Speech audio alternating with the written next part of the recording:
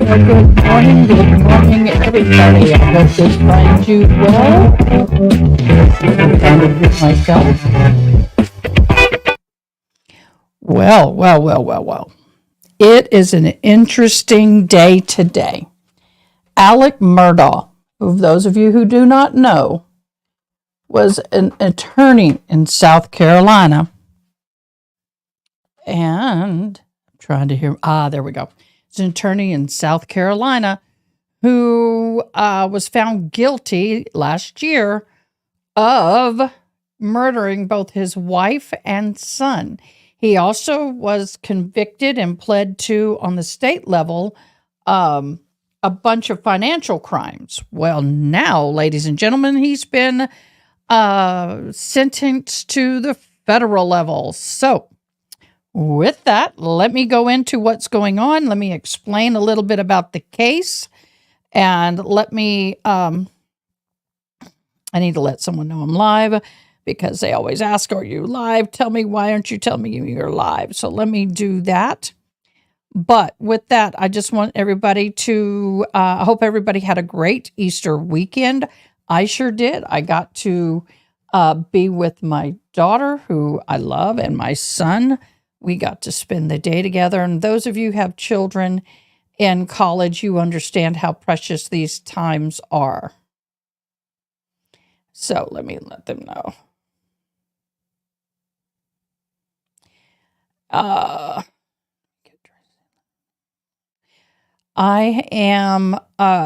have been online all day, all morning, watching this.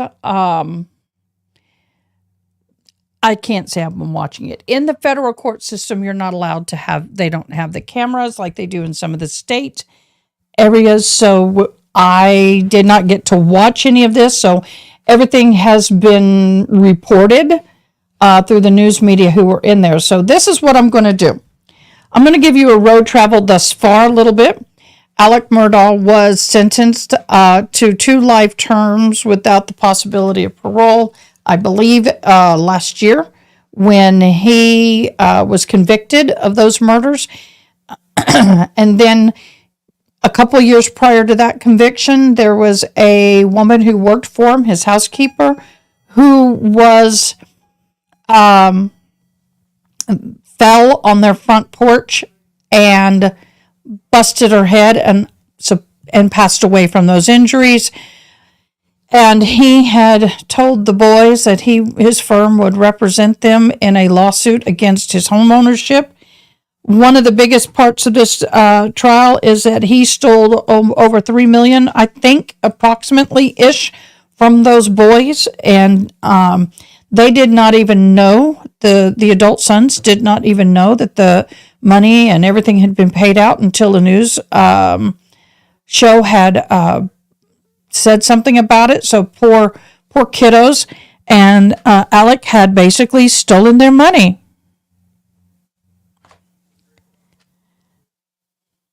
Hold on. It's okay, love. I'm just letting you know. So anyway, my thing is that the biggest thing is the restitution. And so we're going to talk about that. So the first report came in at 10:46 a.m. that Gergel, Gergel, the judge asked federal prosecutors to outline the restitution Murdaugh will be ordered to pay to the victims of his financial crimes. Now, part of the problem is Murdaugh has anywhere from $6 to $8 million unaccounted for that they think is possibly being held in some offshore account somewhere. It's unaccounted for. Murdaugh did say in the murder trial that he was addicted to opioids, and those opioids basically is what he spent the money on. I don't know how anybody could spend $6 to $8 million or 8 to 10 or whatever it was on an opioid addiction and still be alive. That's my own humble opinion. I am not a lawyer. This is not legal advice. So that's where we are. So the prosecutor, Emily Limehouse, provided a total number, and that number was $8.7 million. And guess what? Murdaugh did not object. So how will this be divided up among the victims? Well, not every victim, I think, is going to get anything. But the main part of it is around $4.5 million will go to the law firm, or his former law firm, which was something that his great-grandfather, I believe, set up. The Palmetto State Bank, which Murdaugh used to fund stolen money through, will get approximately $333,000. He has also been ordered to pay $13,000 to Pamela Pinnicky, and who Murdaugh stole after she hired him to represent her in a personal injury lawsuit, and then $3.8 million will go to the insurer that paid the family of Gloria Satterfield, which is the boys that I had mentioned. That is the lady, Miss Gloria Satterfield was the maid that ended up passing away. Sorry, I got to look at something here.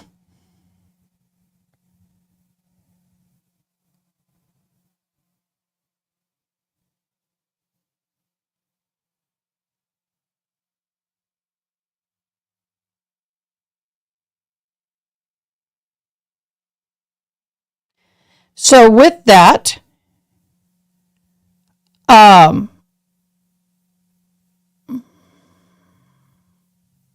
okay, so with that, I'm just looking for new updates, y'all.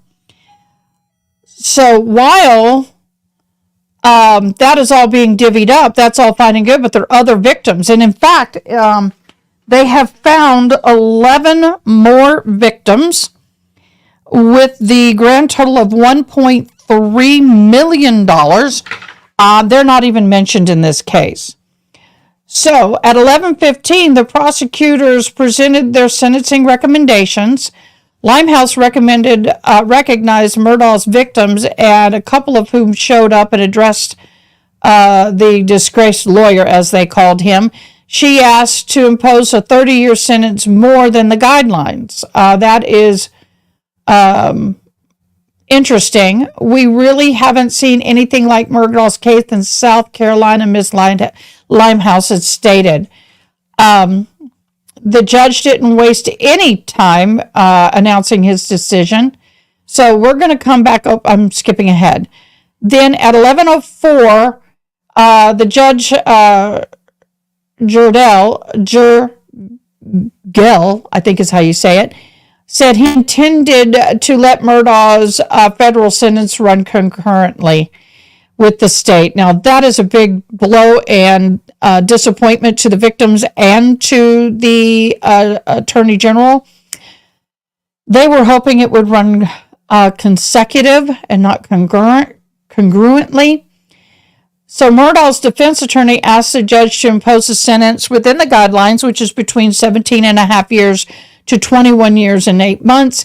He argued his client is in court today because of a turf war between the South Carolina Attorney General's office, and which is the same office that prosecuted in the state level courts for both the murder and the state level financial crimes, and the U.S. Attorney General's office. Murdaugh addressed the court next. He spoke for about 10 minutes, and he said, "I am filled with sorrow. I am filled with guilt over the things I've done to those that I love and I cared about the most." Same stuff he said last time. Ditto on that. So, the judge did sentence Murdaugh to 480 months, what that equates to is 40 years in federal prison, which will run concurrently with the states. So he'll run the 27 years as state, and then he'll have to do another 13 years for the federal crime. So he's not getting out of jail. Now, part of this battle, let me see this. He is currently serving a pair of life sentencing for the June 21 murders of his wife and son, and the 27 years for the state, and the 40 years for the federal. He has been also ordered to pay a grand total of $8,762,731.88 in restitution. A lot of money, y'all. But though, here's the problem. Where is it going to go? What's going to happen with that? He doesn't have the money. He can't even afford to pay his attorneys. I want to go back and a little bit talk about the agreement that he had with the federal government, because he did a plea deal. And on that plea deal, he had to pass a polygraph test that was going to be set up by the federal government. They were going to be the ones choosing who the polygraph examiner was and the questions. At one point, it is reported that he did get in a verbal fight with the polygraph examiner because he wanted the polygraph examiner to ask him about the murders of his wife and son. Now, once again, that can't happen because why? Because this is this is a federal level investigation into the crimes of financial crimes, not the murders. So that would have been inappropriate to ask him those crimes. Now, he and his attorneys can pay for a polygraph examination and have any question they want asked, but that's not happened. I find it interesting that in one of his trials, and I can't remember exactly where, he was upset about Cousin Eddie's polygraph test not being admitted, when in fact now he wants to have put faith in the polygraph examination. It's kind of back and forth.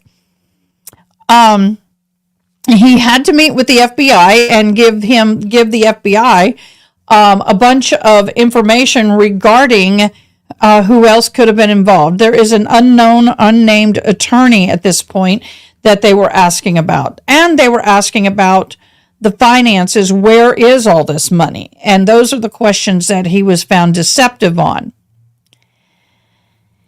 I said earlier, there were 11 new victims identified at $1.3 million in stolen money. I'm not sure they're going to ever see that money again. I don't think those people are included in this basically almost $9 million. He did plead guilty to 22 federal counts of financial crimes, and Murdaugh's lawyers, Harpootlian and Griffin, launched an assault on the polygraph results in court today. The polygraph reliability has been in dispute for over 3 decades. More than 3 decades. 6 decades. And that's where we are, y'all. So this particular part of the case is closed. In the agreement that Murdaugh had signed, plea deal agreement that Murdaugh had signed, he cannot appeal this. He cannot. He pleads guilty. He cannot come back and contest this at all.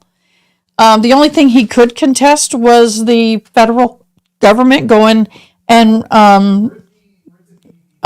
declining the plea deal because he was deceptive. So he could have gotten 17 to 20 years. He was given 40 years. So at this point, the financial federal government charges and sentencing and everything is done. The only thing he can do at this point right now, he can't even go to the state level because he pled out on that. So the only thing he can do now is fight for a new trial concerning the murder of his wife and son. And that will take some time, and I'm sure that's going to go on for quite a while. So with that, Murdaugh is done when it comes to the financial crime. Hallelujah. We're done. No more financial crimes for Murdaugh. He is going to serve at least, I think if you serve 40 years, he will probably, with good behavior, maybe 35 years be out. He's 55 right now. That would make him 90 years old. So even if he is acquitted on the crimes with his wife and son, he will still have to be in prison till approximately 85, 90 years old. And guess what, y'all? Yeah. That's a life sentence. But now here's one little caveat. If right now he's being held in state prison, because state sentenced him first, he goes through state first. After he serves out this, now it's 27 years with good behavior, maybe 23, 20, 23, 24, I don't know. I don't know their math, but we'll say 23 years. After that time, once he's released from that sentence, he will go into a federal jail. He has been trying to get his butt in a federal jail because it's a better jail. It's a more, prison is prison. It's horrible. But let me tell you, state is worse than federal. So if he can get himself into the federal system as fast as possible, how can he do that? Well, if he wins his appeal on the murder trial of his wife and son, then he can be transferred over to the federal prison at some point. I don't know how that all works, but that's one thing that he's been trying to do is get himself into a federal prison. Not been successful. So I wish I had a thing that says case closed. I might see if I can find something. I can change my voice. Case closed. That's all I can do. All right, guys. With that, y'all have a blessed day. I will see you tomorrow when we get back on the George Kelly trial. They are going to resume witnesses tomorrow for the prosecution, and I'll be live with that all day. Be blessed. Have a great day. Thank you for joining. Bye-bye. See you tomorrow.